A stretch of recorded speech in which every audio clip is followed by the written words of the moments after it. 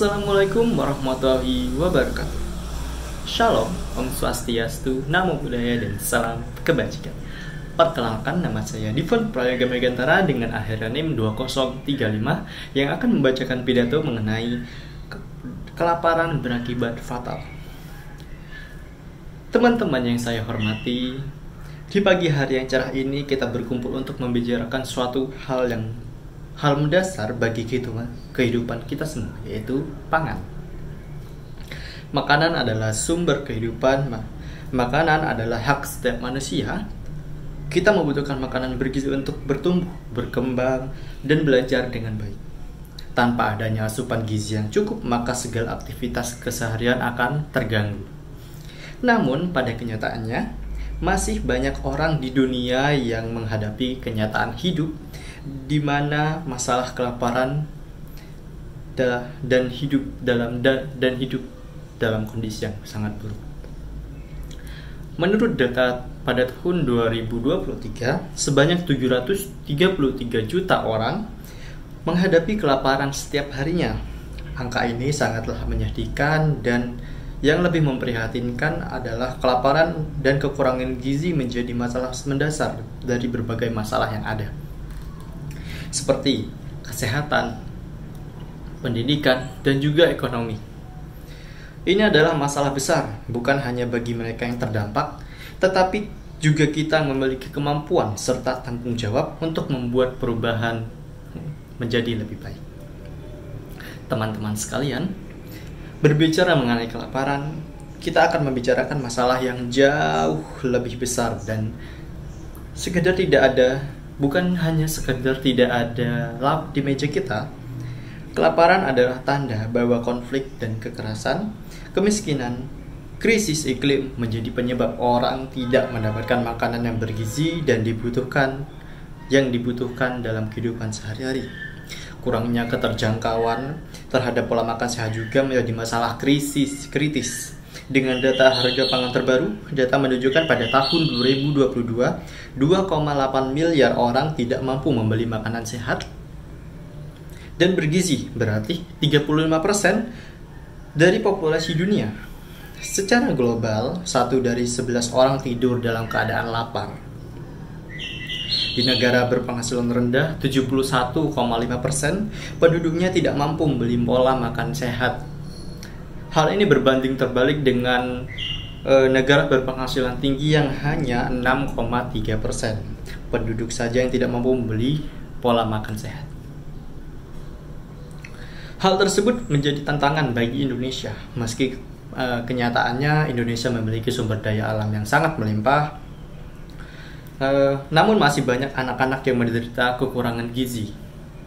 Data mencatat 6,3 juta anak di bawah 5 tahun mengalami stunting. Stunting merupakan kondisi kekurangan gizi yang menghambat pertumbuhan dan perkembangan mereka baik fisik maupun otak. 6,3 juta bukan angka yang kecil. Ini adalah masa depan kita yang terganggu. Mereka yang tumbuh dengan gizi buruk akan lebih sulit berkembang secara fisik, mental, dan juga ekonomi. Fakta memang benar bahwa kita memiliki sumber daya alam yang melimpah. Namun distribusi pangan yang tidak merata serta faktor kemiskinan yang menyebabkan sebagian masyarakat tidak mendapatkan akses layak terhadap pangan bergizi. Apakah kita akan diam saja melihat hal ini? Apakah kita akan tetap diam ketika melihat generasi berikutnya tumbuh dengan potensi yang terhambat karena kekurangan gizi? Apakah kita akan membiarkan anak-anak menghadapi dunia yang semakin penuh tantangan ini tanpa bekal tubuh dan pikiran yang sehat? Atau tak ada yang ingin generasi berikutnya seperti pohon tanpa air, hanya kering tak berkembang? Jika bukan kita, siapa lagi? Kalau bukan sekarang, kapan lagi kita akan bertindak? Teman-teman sekalian yang saya banggakan, biarlah data dan fakta berbicara. Menurut Organisasi Kesehatan Dunia atau singkatan dari WHO, pada tahun 2022, 149 juta anak di bawah usia 5 tahun diperkirakan mengalami stunting. 45 juta diperkirakan mengalami wasting, dan 30 juta 37 juta mengalami kelebihan berat badan. Angka ini seharusnya memicu kita untuk berpikir ulang. Ini adalah krisis nyata, bukan masalah di masa depan. Tetapi masalah yang terjadi hari ini, sekarang, kita tidak bisa terus menunda upaya untuk memerangi kelaparan dan kekurangan gizi. Masalah gizi juga berdampak buruk pada ekonomi negara. Anak-anak yang mengalami stunting beresiko besar untuk tidak dapat menyelesaikan pendidikan dengan baik, sehingga peluang mereka untuk memperoleh pekerjaan yang layak semakin kecil. Secara jangka panjang, ini menurunkan produktivitas tenaga kerja dan memperburuk ketimpangan sosial. Dengan kata lain, kekurangan gizi bukan hanya masalah kesehatan, tetapi juga masalah ekonomi yang mempengaruhi kemajuan bangsa kita secara keseluruhan. Lebih jauh lagi, studi menunjukkan bahwa negara yang berhasil mengurangi tingkat stunting dan meningkatkan status gizi pada masyarakatnya akan menikmati pertumbuhan ekonomi yang lebih cepat. Investasi di dalam gizi adalah investasi untuk masa depan yang lebih produktif, lebih sejahtera, dan lebih adil. Saudara sebangsa dan setanah air, mari kita berhenti dan merenung sejenak. Jika kita tidak bertindak sekarang, bayangkan berapa banyak anak yang akan tumbuh tanpa gizi yang cukup. Berapa banyak generasi yang akan kehilangan potensi mereka. Kita tidak boleh menunggu masalah ini teratasi dengan sendirinya.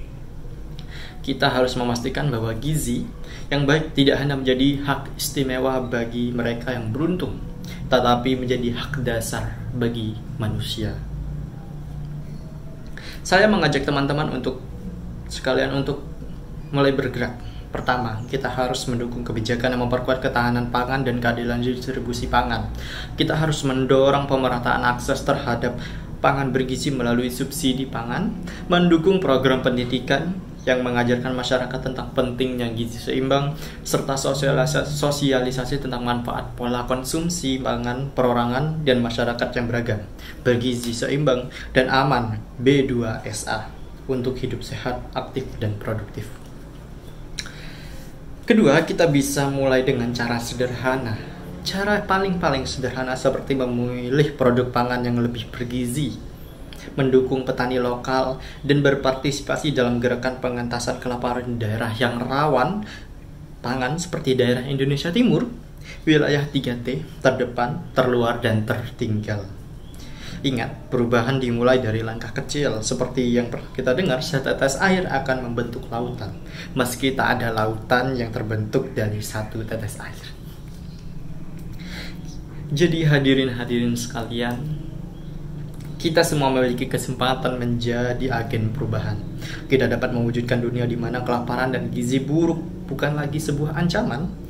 Kita dapat menciptakan dunia di mana setiap anak yang lahir memiliki hak untuk tumbuh dan berkembang dengan gizi yang cukup, sehat, dan cerdas. Karena kita memberikan mereka pangan yang bergizi, memberikan mereka masa depan yang penuh harapan. Hari ini, mari kita semua berdiri bersama dengan tekad yang kuat untuk mengakhiri kelaparan dan memastikan gizi yang baik bagi tiap individu. Ini bukan hanya tentang memberi makan perut, tetapi juga tentang memberikan kesempatan bagi generasi berikutnya untuk tumbuh dan berkembang secara optimal. Kita adalah bangsa yang memiliki potensi untuk memastikan bahwa setiap warga negara meraih masa depan yang lebih cerah. Ini adalah tanggung jawab kita bersama, pemerintah, masyarakat, serta tiap individu harus berkontribusi dalam menciptakan ketahanan pangan yang kuat dan merata. Mari kita lakukan itu untuk anak-anak kita, masyarakat kita, serta masa depan orang yang lebih sehat, serta bangsa kita tercinta. Tanpa kelaparan, dengan gizi yang baik, kita dapat mewujudkan masa depan yang lebih gemilang dan penuh harapan untuk generasi berikutnya. Bersama kita dapat mewujudkannya. Sekian dari saya. Wassalamualaikum warahmatullahi wabarakatuh.